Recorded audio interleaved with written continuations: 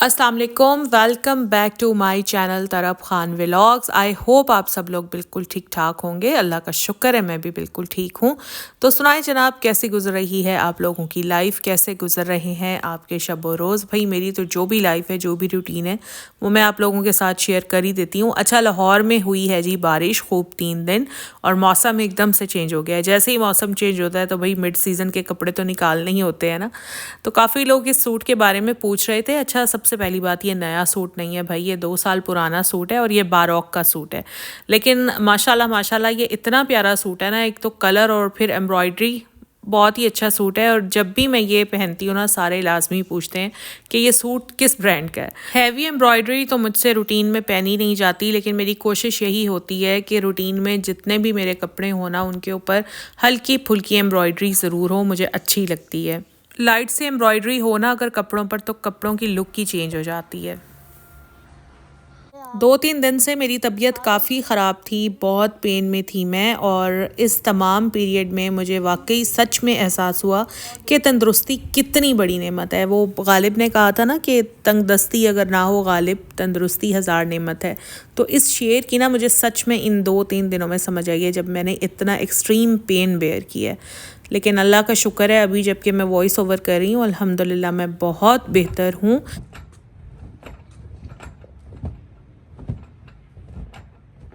Last winters में जो हमने ब्लैंकेट्स यूज़ किए थे, वो तो मैंने साथ के साथ ही ड्राई क्लीन करवा कर पैक कर दिए थे। लेकिन ये 4-5 ब्लैंकेट्स ऐसे हैं जो ड्राई क्लीन करवाने की ज़रूरत नहीं पड़ती, क्योंकि ये इस्तेमाल ही नहीं होते। 5 से 6 ब्लैंकेट्स ऐसे हैं मेरे घर में जो मैंने सिर्फ गेस्ट के लिए रखे हुए हैं। लेकिन सर्दियों में ऐसे गेस्ट आते ही नहीं हैं जिन्हें रात को स्टे करना पड़े और जिन्हें ब्लैंकेट्स देने पड़े।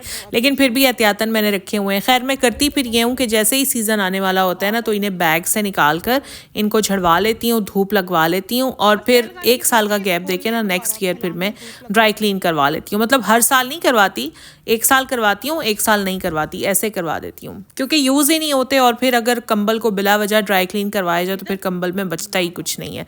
तो इसलिए थोड़ी सी एहतियात करना भी ज़रूरी होती है। शादी से पहले ना मुझे विंटर सीज़न बहुत अच्छा लगता था, लाइक मेरा फेवरेट सीज़न होता था। सर्दियाँ आ रही होती थी तो मेरी खुशी अलग होती थी, क्योंकि वैसे भी अगर देखा जाए तो देखिए, घूमने फिरने का मज़ा भी सर्दियों में आता है और उस वक्त तो पढ़ने का मज़ा भी सर्दियों में आता था, क्योंकि रातें लंबी होती थी, रात को पढ़ते थे बैठ कर, 12-12 1-1 बज जाते थे, पता ही नहीं चलता था। तो और फिर कॉफ़ी चाय की मैं बहुत शौकीन होती थी, ख़ास तौर पर कॉफ़ी की। तो सर्दियों में वो एक कॉफ़ी का भी एक दौर चला करता था, वो बड़ा मज़ा आता था लाइक ना। और फिर ये होता था कि वीकेंड्स पर हम कज़न्स इकट्ठी हो जाती थी और फिर एंजॉय करना, मूवीज़ देखना और ये वो, मतलब सर्दी का मज़ा ही अलग होता था। लेकिन जब से मेरी शादी हुई ना, मुझे लिटरली सर्दियों से इतनी कोई नफ़रत हो गई, क्योंकि मेरे दोनों बच्चों का ना लाइक कोल्ड एलर्जी का मसला था। तो जैसे ही सर्दियाँ आनी, और मेरे अभी सर्दियाँ आती भी नहीं थी, अभी तो बस आमद ही हो रही होती थी और मेरे बच्चे बीमार होना शुरू हो जाते थे। नज़ला खांसी और फिर पूरा विंटर मेरे बच्चे बीमार रहते थे। तो मुझे इतनी नफ़रत हो गई थी ना सर्दियों से, इतनी नफ़रत, मैं कहती थी या अल्लाह, काश काश आपने सर्दी का मौसम ना बनाया होता। क्योंकि मेरी इस बात से ना वही मदर्स रिलेट कर सकती हैं जो इस प्रॉब्लम से गुज़रती हैं।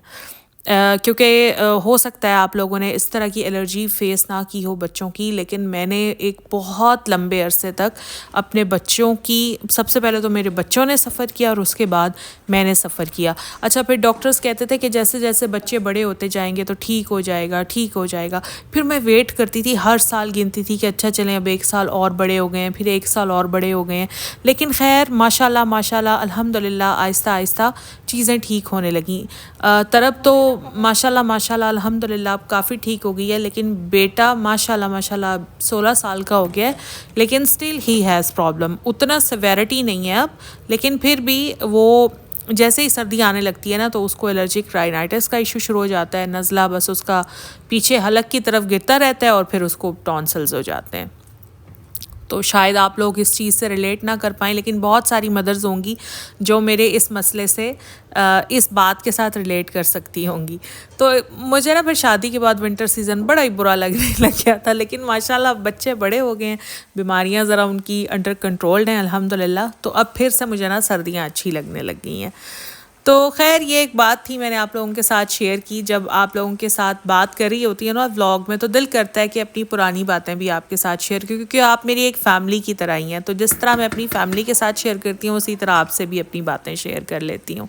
तो यहाँ पर खैर आज मैंने सिर्फ अपने लिए बनाई थी आलू मेथी, क्योंकि मुझसे तो चिकन लिटरली अब खाया नहीं जाता। मैं तो थक गई हूँ खा खा कर ना चिकन, मुझे अच्छा ही नहीं लगता, मुझे इतना बुरा लगता है चिकन। तो मैंने अपने लिए तो आलू मेथी बनाई थी, बच्चों के लिए मैंने बनाया अचार गोश्त, जैसे कि आप लोग देख ही रहे हैं।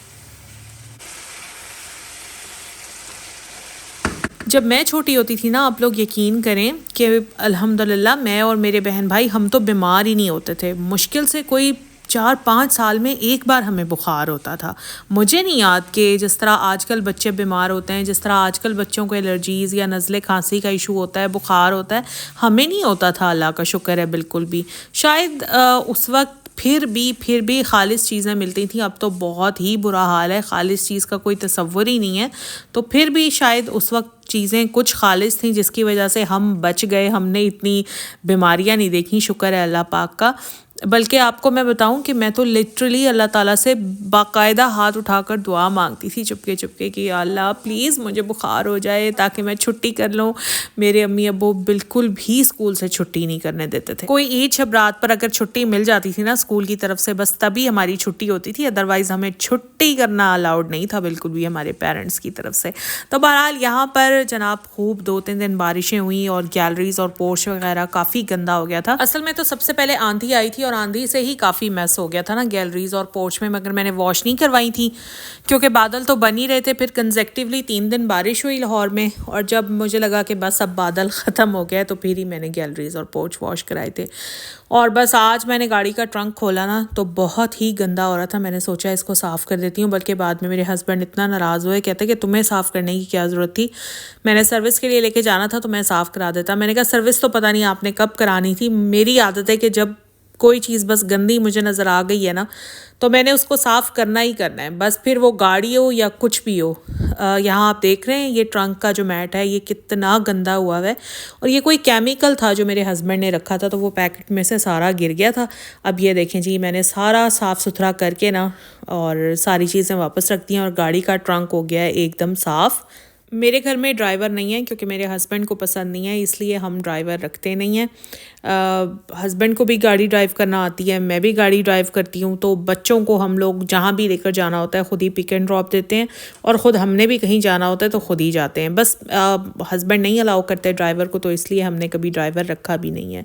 तो खैर सारे काम करने के बाद मैं आ गई थी पार्क में, और आज मैं पार्क में वॉक करने के लिए नहीं आई थी। घर में ऐसे ही बस घबराहट सी हो रही थी, तो मैंने सोचा चलती हूँ पार्क। और वैसे भी मैंने अपना ब्लड सैंपल देना था टेस्ट के लिए, सोचा वो भी करवा लूँगी और थोड़ी देर पार्क में भी बैठ जाऊँगी।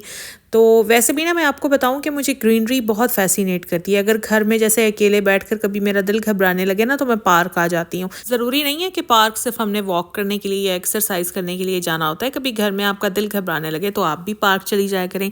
बल्कि आप नोटिस करेंगी कि वहाँ पर दरख्तों को देखकर, ग्रीनरी को देखकर, खुले आसमान को देखकर, इवन फूलों को देखकर ना आपको बहुत अच्छा फील होगा। और इंसान कुछ टाइम ना अकेले अपने साथ भी गुजारना चाहता है, तो पार्क में कुछ टाइम अकेले अपने साथ गुजारा करें, अपने बारे में सोचा करें, ठीक है, और अपना कैथारसिस किया करें। अभी देखें पार्क बिल्कुल अकेला है, बस अभी 10-15 मिनट तक यहाँ का जो ट्रैक है वो फुल होना शुरू हो जाएगा, क्योंकि सब वॉक के लिए आने वाले हैं। तो मैं इसीलिए इस टाइम पर आई थी ताकि मुझे यहाँ पर अकेले बैठने और सोचने का मौका मिले। मुझे तो बड़ा अच्छा फील होता है पार्क में आकर, आप लोग भी ट्राई कीजिएगा। और यहाँ पर जब मैं आई हूँ ना, तो बहुत ही प्यारे प्यारे रंग बिरंगे रोजेज़ इधर खिले हुए थे, और ये वाला रोज़ का जो कलर है ना ब्राइट रेड, ये तो मुझे maroonish red, sorry this is not bright red, this is maroonish red, और ये तो मुझे बहुत ही प्यारा लगता है रोज़ का कलर ना। और यहाँ पर लाइट पिंक, डार्क पिंक, जर्द कलर के रोजेस भी थे, बड़े अच्छे लग रहे थे। 40 से 45 मिनट पार्क में बैठने के बाद फिर मैं चली गई थी शौकत खानम लैब, जहाँ पर मैंने अपना ब्लड सैंपल दे दिया था। और बस ये था मेरा आज का व्लॉग। था तो छोटा सा, लेकिन आई होप आप लोगों ने थोड़ा बहुत इन्जॉय तो ज़रूर किया होगा। अगर थोड़ा सा भी किया है तो प्लीज़ व्लॉग को लाइक ज़रूर करें, क्योंकि वो जो आपका एक लाइक होता है ना, वो हम सब व्लॉगर्स के लिए बड़ा ज़रूरी होता है, बहुत मैटर करता है आपका एक लाइक। तो अगर अच्छा लगा है तो लाइक करें। अगर आप मेरे चैनल पर फर्स्ट टाइम आए हैं तो प्लीज़ चैनल को सब्सक्राइब कर लें। इंस्टाग्राम का लिंक मैं डाल रही हूँ डिस्क्रिप्शन में, इंस्टाग्राम पर मुझे फॉलो कर लें। एक माँ का सबसे पहले अपने लिए और फिर अपने बच्चों के लिए हेल्दी और फिट होना बहुत ज़्यादा ज़रूरी है। सो अगर आप माँ हैं तो अपना पूरा पूरा ख्याल रखें ताकि आप अपने बच्चों का बहुत अच्छे से ख्याल रख सकें। मुझे दें इजाज़त। अल्लाह हाफ़िज़।